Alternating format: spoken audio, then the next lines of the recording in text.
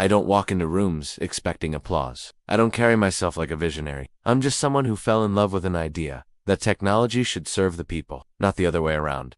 Today, for the first time, I am telling my own story, not for headlines, not to go viral, but because someone out there, sitting in a tiny room, chasing a quiet dream, might need to hear this. This is a story of obsession, of burning curiosity, endless nights, and the belief that the simplest things can carry the deepest meaning. Shall we begin? I was born on December 16, 1969, in Xianta, a small city in Hubei province, China. Not famous, not rich, not powerful, just one of those places where people work with their hands and speak with quiet eyes. My father was a civil servant. My mother was a teacher. We didn't have much, but we had a black and white television, a bookshelf full of old novels, and a belief.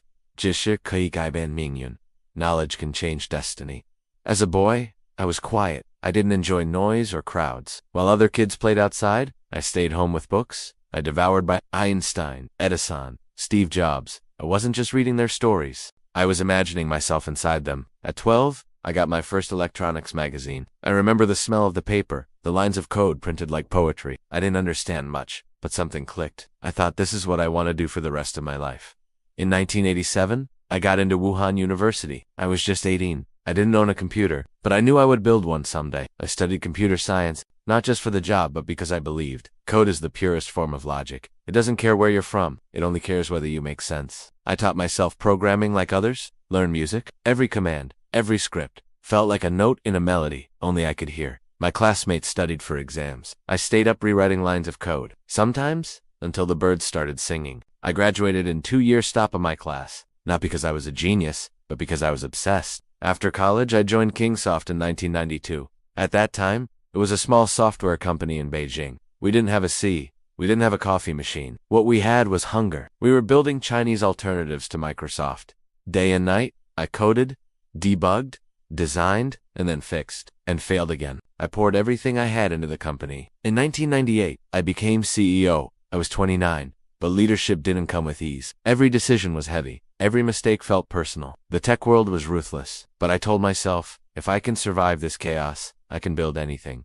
I led Kingsoft to IPO in 2007. Then I left. Not because I was tired, but because something inside me whispered, your real journey hasn't even begun yet. In those months of silence, I traveled, I read, I watched the world change. Smartphones were becoming extensions of the human body. But something bothered me. In China, high-end phones were too expensive. Affordable ones were unreliable. Why was quality always linked to cost? Why couldn't excellence be accessible? And then, one quiet evening, in 2010, the idea struck me like lightning. What if I built a phone so good people would doubt the price?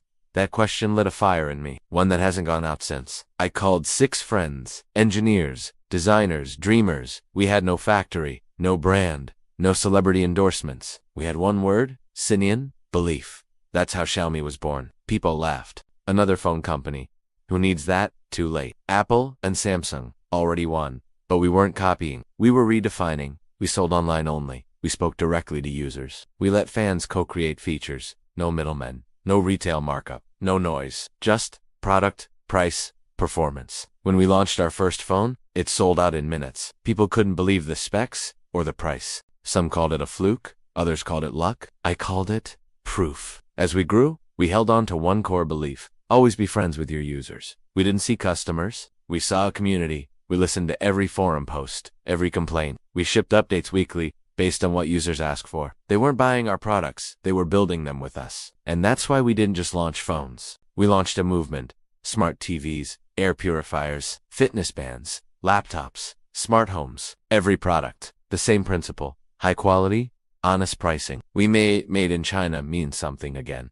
People ask me, what's your greatest achievement? It's not a sales record. It's not an IPO. It's not a product launch. It's this. Walking into a rural village and seeing a little girl using a Xiaomi tablet to learn English, or a grandfather checking his heart rate on our fitness band. It's knowing that technology, once distant and elite, is now part of their daily lives. Because we believed technology is not about gadgets. It's about dignity. Today, Xiaomi is in more than 100 countries, but I still live simply. No PR stunts. People say, Lei Jun, you should speak more, be more visible. But I smile and say, my work speaks louder than I ever could. Because when a boy from Xiantao builds a global company without shouting, that's not silence. That's power. So, who am I? I am not a genius, not a legend, not a rock star founder. I am Lei Jun, founder of Xiaomi, a quiet believer who turned obsession into innovation and built a bridge between dreams and affordability. I didn't just want to build a phone, I wanted to build hope. And now, when I see someone holding a Xiaomi device, I know I didn't chase the spotlight, but still, the light found me.